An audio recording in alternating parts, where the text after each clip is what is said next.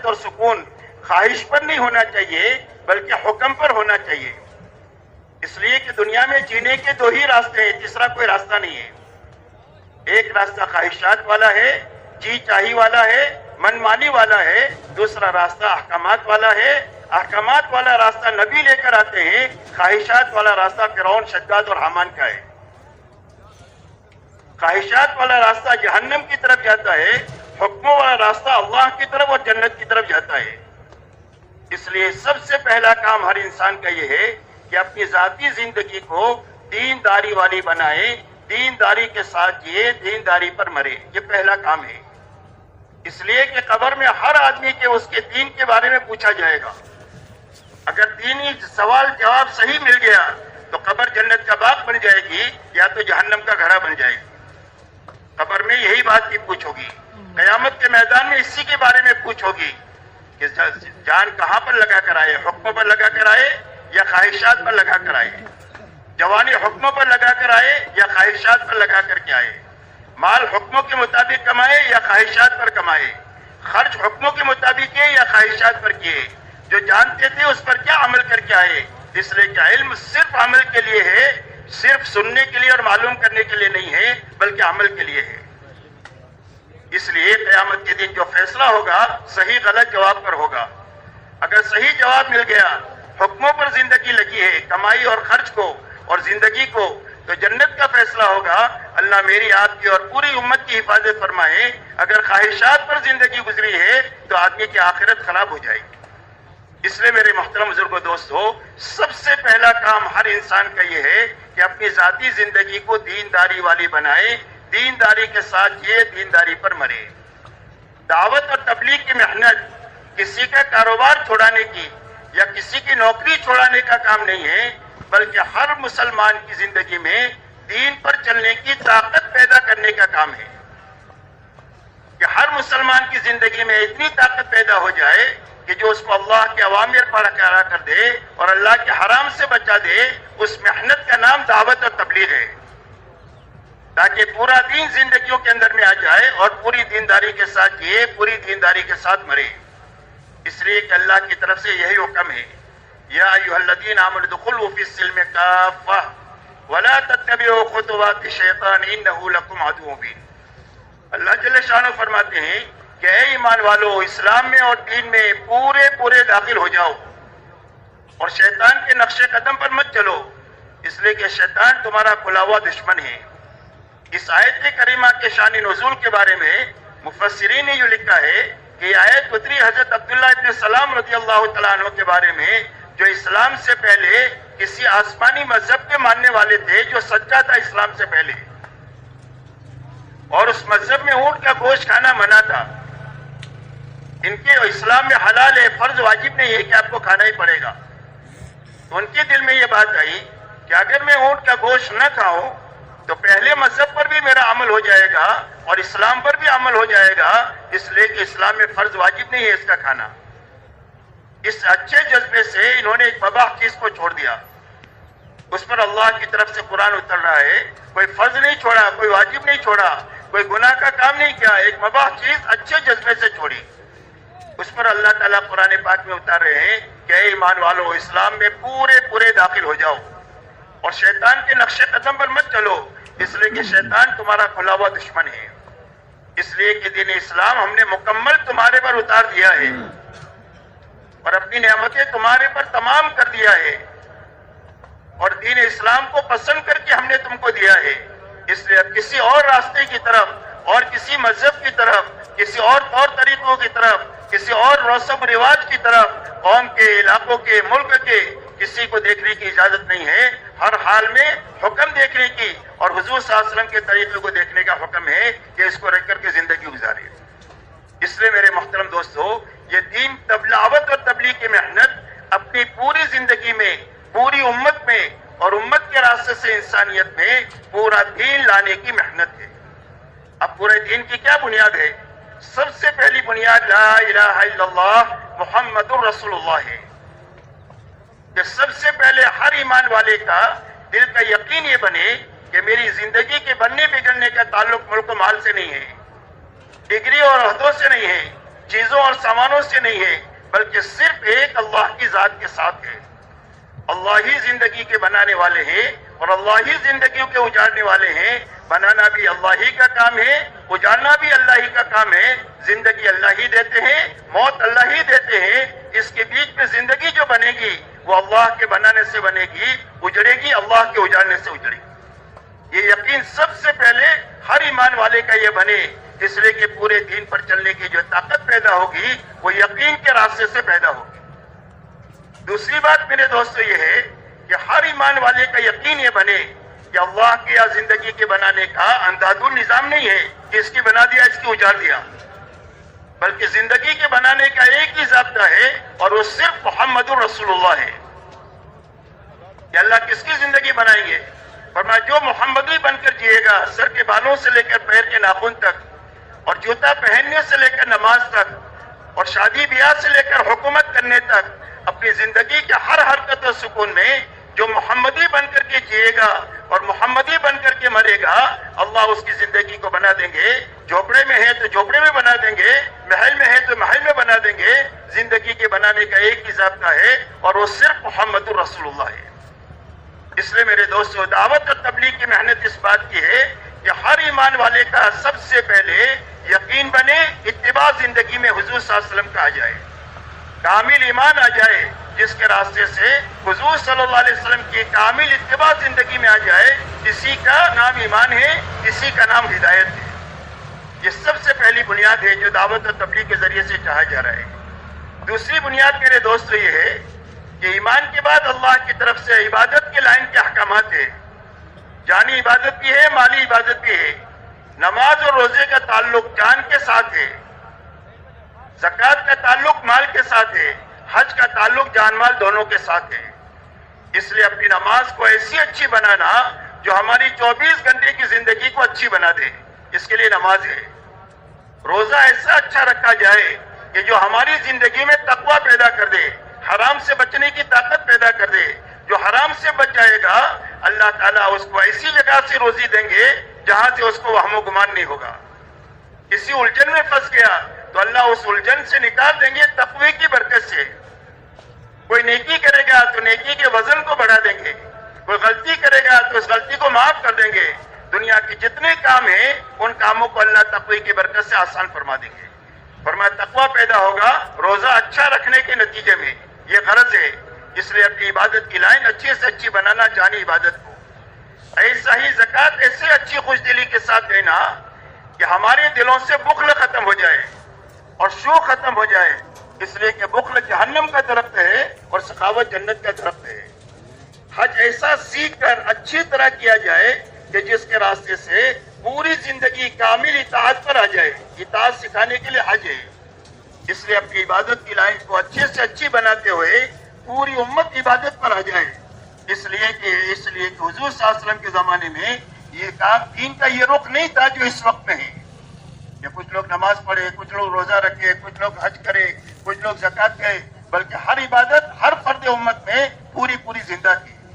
اس لیے میرے دوستو، عبادت کی لائن اچھے سے اچھی بنے، اس لیے کہ اللہ سے ہمارا تعلق جو بنے گا وہ عبادت کے راستے سے بنے گا۔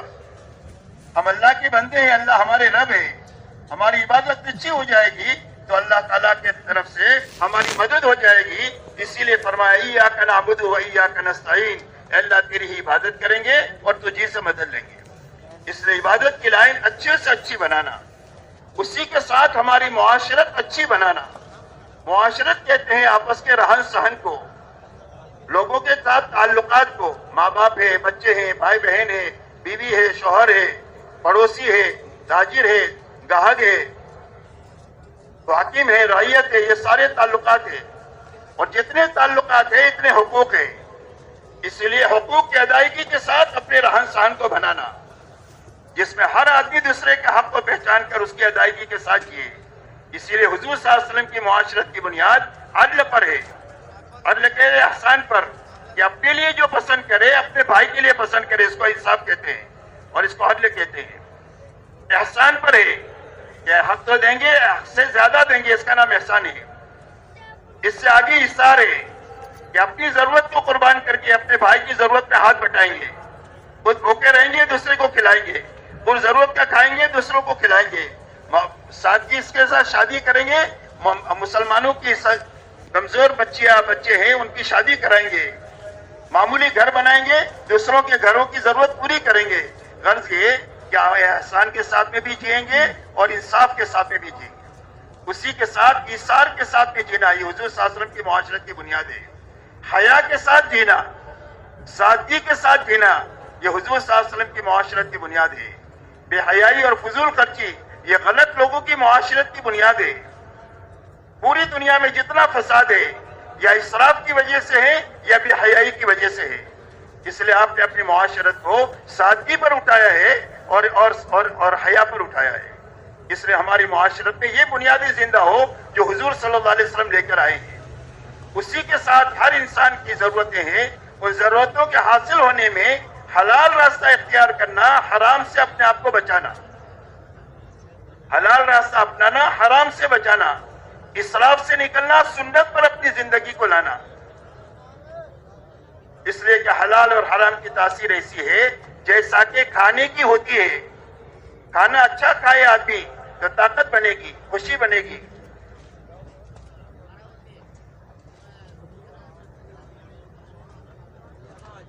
आदमी सड़ा हुआ खाना खाए तो आदमी के लिए फूड पॉइजन हो जाएगा, जुलाब हो जाएगा, कै हो जाएगी, थोड़ी फुंसी निकल जाएगी, इसलिए कि अगर सड़ा हुआ खाना पेट में चला गया। ऐसी हलाल और हराम की तासीर है। एक अल्लाह वाले फरमाते हैं कि मेरी दावत का एक नेक आदमी ने, उसका खाना खाने के बाद कई दिनों तहज्जुद पढ़ने का मुझे मजा आया। जब हलाल जिंदगी में आएगा तो इबादत सूझेगी और इबादत की तरफ रग़बत होगी, इबादत की तरफ तबीयत चलेगी, इबादत में जान पैदा हो जाएगी। और जब हराम जिंदगी में आ जाएगा तो इसकी वजह से इबादत की रौनक खत्म हो जाएगी। और ये फरमाते हैं कि गलत आदमी के यहाँ मेरी दावत हुई, उसका खाना खाने के बाद कई दिनों मेरे अंदर बुराई का जज्बा पैदा हुआ। इसलिए अपने खाने कमाने की लाइन को साफ सुथरी बनाना, सुन्नत तरीके पर लाना, हलाल से लाहा कमाना, इसराफ से बचाना और हराम से उसको बचाना, ये हमारे लिए ताईद है और तालीमात है हुजूर सल्लल्लाहु अलैहि वसल्लम की। इसलिए अपने मामलात को अच्छे से अच्छे बनाना। हर आदमी अपने कारोबारी लाइन को उलमा पर पेश करें ताकि उलमा से मालूम करे कि उसमें कोई गलत चीज हो तो खत्म करें, कोई मुश्तबा चीज हो तो उसको खत्म करें, कोई हराम है तो उसको खत्म करें। इसलिए कि हराम के साथ कभी भी अल्लाह की तरफ से मदद नहीं हो सकती है, न फर्द के साथ, न जमात के साथ और न किसी कौम के साथ भी। सिर्फ हलाल के साथ अल्लाह की तरफ से बरकत है और अल्लाह की ताईद और मदद है। इसलिए अपने खाने कमाने की लाइनों को अच्छे से अच्छी बनाना, उसी के साथ में अपने अखलाकी जिंदगी को अच्छे से अच्छी बनाना। हुजूर पाक सल्लल्लाहु अलैहि वसल्लम ने अखलाक का खुलासा चंद बातों में बताया है। फरमाया जो तुम्हारे साथ बुराई करे उसके साथ भलाई करो, जो तुम्हारे पर जुल्म ज्यादती करे उसको माफ करो, दरगुजर करो। और फरमाया जो रिश्तेदारी को तोड़े उसके साथ रिश्तेदारी को जोड़ो। इसलिए कि रिश्तेदारी क़यामत के दिन अल्लाह से कहेगी कि अल्लाह जिसने मुझे जोड़ा उसको अपनी रहमत से जोड़ दे, और जिसने मुझे दुनिया में तोड़ा उसको अपनी रहमत से तोड़ दे और उसको काट दे। इसलिए हर हाल में रिश्तेदारियों को निभाना, और रिश्तेदारियों को निभाने के लिए कितना ही अपने आंख पर बर्दाश्त करना पड़े तो बर्दाश्त करके रिश्तेदारी को खराब नहीं करना चाहिए, हर हाल में रिश्तेदारियों को निभाना चाहिए। उसी के साथ फरमाया जो तुम्हें कभी चाय पानी का न पूछे उसको खिलाओ पिलाओ, जो कभी चाय पानी का न पूछे उसको खिलाओ पिलाओ। फरमाया अव्वलीन और आखिरीन के अखलाक है। इसीलिए सहाबा दुनिया में जो फिरे हैं वो ईमान के साथ, आमाल के साथ और अखलाक के साथ दुनिया में फिरे हैं। ये तीन बुनियादें इनकी फिरने की, ईमान, आमाल और अखलाक के साथ में। उसी के साथ अपनी जिंदगी का मकसद अल्लाह को बनाना और आखिरत को बनाना कि दुनिया में हम क्यों कैसे जिएंगे। फरमाया ऐसे जिएंगे कि अल्लाह राजी हो जाए और हमारी आखिरत बन जाए। हर कदम पर ये सोचेंगे कि इस कदम से मेरी आखिरत बनेगी या उजड़ेगी। तो आखिरत के बनाने वाला हर अमल करते हुए जिंदगी गुजारना, अल्लाह को राजी करने की जज्बे के साथ हर अमल को करना कि अल्लाह राजी हो जाए, हमारी आखिरत बन जाए। हमारी दुनिया में आने की गर्ज मुल्क माल नहीं है, बल्कि हमारी गर्ज दुनिया में आने की है कि अल्लाह राजी हो जाए, हमारी आखिरत बन जाए। इसलिए मेरे दोस्तों, एक तो सबसे पहली गरज जो हर इंसान के मकसद के दर्जे की है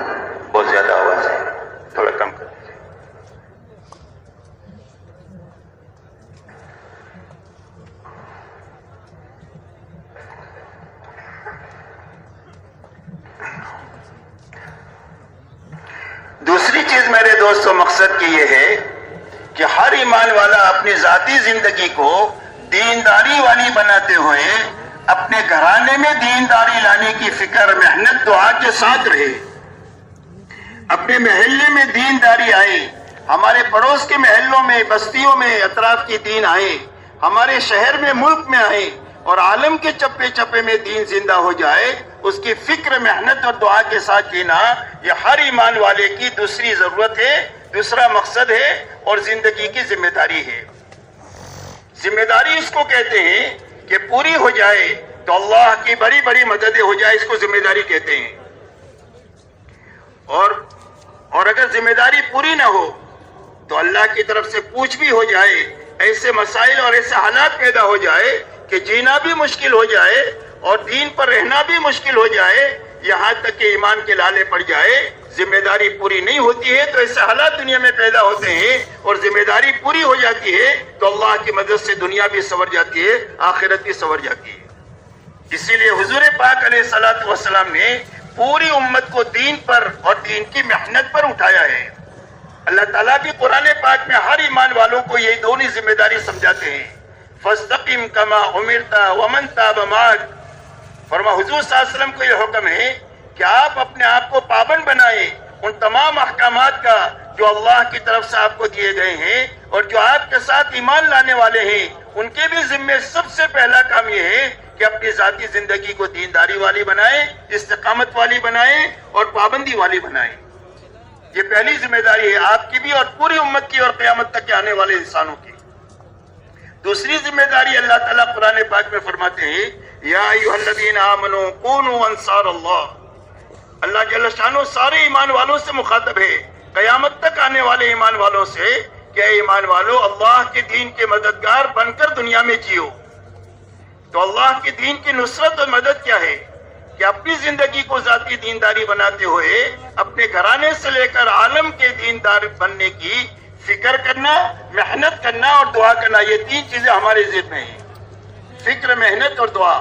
حضور صلی اللہ علیہ وسلم کے صفات جو بیان کیے گئے اس میں سے بعض صفات میں یہ آتا ہے کہ آپ دائم الفکر متواصل الاحزان لیست لہ راحہ، اور آپ ہمیشہ فکر مند رہتے تھے، آپ ہمیشہ غمگین رہتے تھے اور آپ کو کبھی کسی کروٹ چین نہیں تھی، راحت نہیں تھی، ہمیشہ آپ کام میں رہتے تھے۔